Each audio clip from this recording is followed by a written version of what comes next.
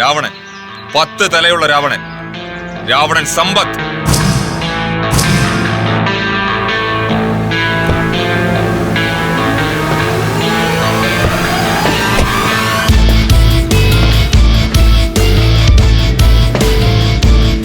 അജയ്, ഒരു water bottle.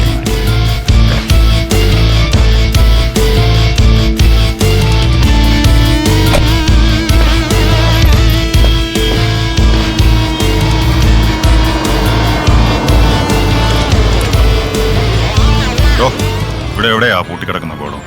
ഇവിടുന്ന് മുന്നോട്ട് പോയിട്ട് അടുത്തോട്ട് തിരിഞ്ഞാൽ മതി. അവിടെ സ്ഥിരം ആരൊക്കെയാ വന്നു പോകുന്നു? ആ പെങ്കൊച്ചിനെ കൊന്നവന്മാരെ അറസ്റ്റ് ചെയ്തതിനു ശേഷം അവിടെ ആരും വരാറില്ല സാർ.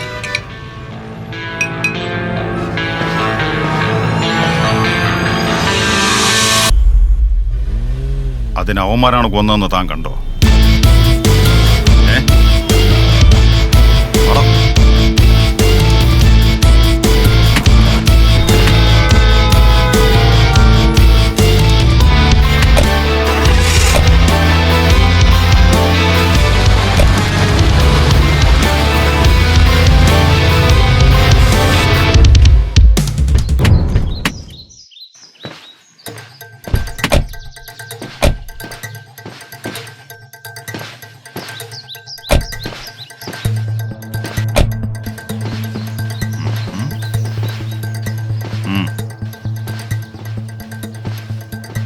സാറാ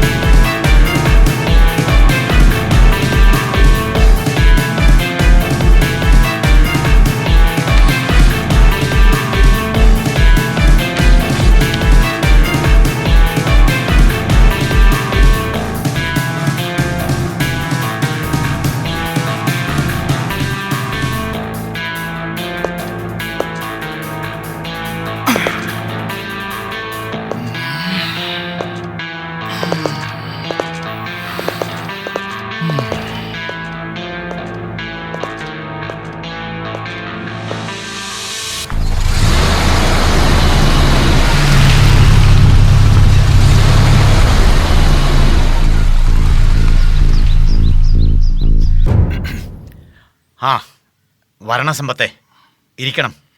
കുടിക്കാൻ എന്താ? എന്തും. ജാസ്മിൻ, ഇവർക്ക് കുടിക്കാൻ എന്തെങ്കിലും. സാറയുടെ പപ്പയും മമ്മി എന്തി?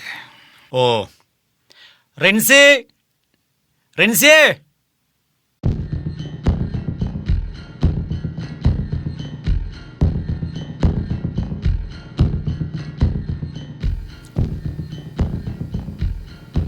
Yes Martin. ചോദിക്കുന്നതിൽ ക്ഷമിക്കണം. അവസാനമായി സാറ എന്താണ് ഫോണിലൂടെ പറഞ്ഞത്?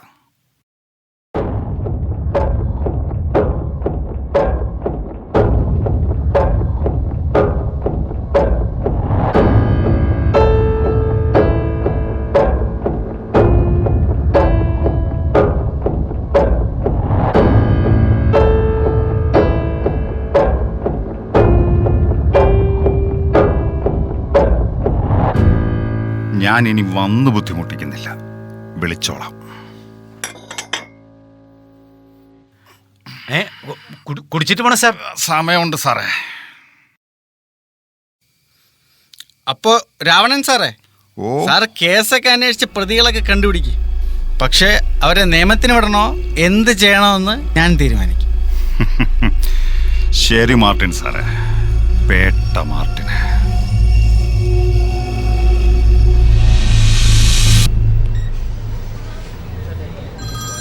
ഹായ് സമ്പത്ത്. ഹായ് ഡോക്ടർ, ഞാൻ വന്നത് മനസ്സിലായി. സാറാ മട കേസല്ലേ?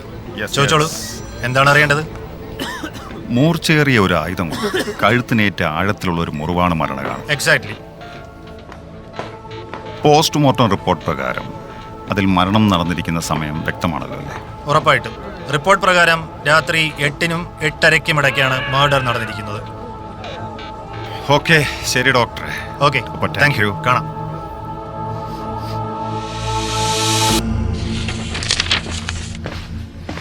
സാർ, ആ പ്രതികളെ കൊണ്ടുവന്നിട്ടുണ്ട്. വിളി.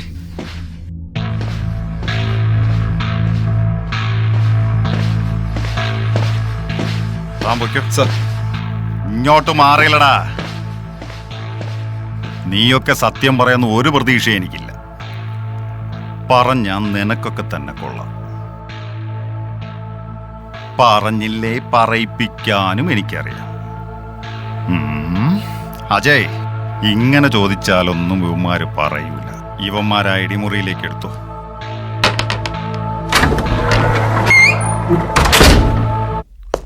നല്ല കവള്. കുടുംബത്തിൽ പറഞ്ഞ പയ്യന്മാരല്ലടാ.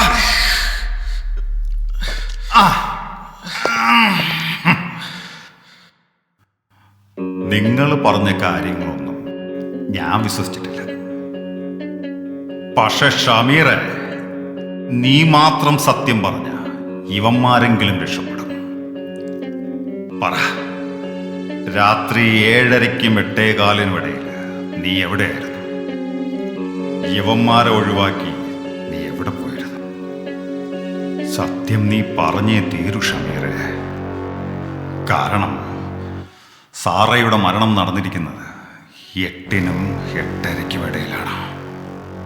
എവർ പുറത്തായിരുന്നു അതെനിക്കറിയാം. പറയണ പന്നി, പറയണ.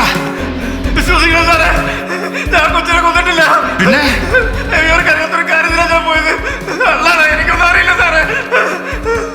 അത് നീ ഇവിടെ പറഞ്ഞേ തീരൂ ഷമീറെ.